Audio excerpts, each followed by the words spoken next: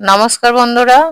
এই জবা গাছটা বন্ধুরা দেখতে পাচ্ছ যে এটা একটা পুনে জবার গাছ, আর এইটা মাস দুয়েক আগের কথা বলছি তোমাদের। এই গাছটা এমন অবস্থা ছিল, গাছটা প্রায় মরেই যাচ্ছিল, কোনো ডাল ও পাতা ছিল না, মাত্র এই দুপাশে দুটো যে লম্বা ডাল দেখতে পাচ্ছ এই ডাল দুটোই ছিল, আর কোনো কুঁড়ি ফুঁড়িও ছিল না। আর গাছটায় কোনো পাতাও ছিল না, কোনো কুঁড়িও ছিল না। তো বন্ধুরা আমি একটা ওর ট্রিটমেন্ট করেছিলাম মাস দুয়েক আগে, গাছটার শিকড়ে মনে হয় ফাঙ্গাস লেগেছিল, জানি না।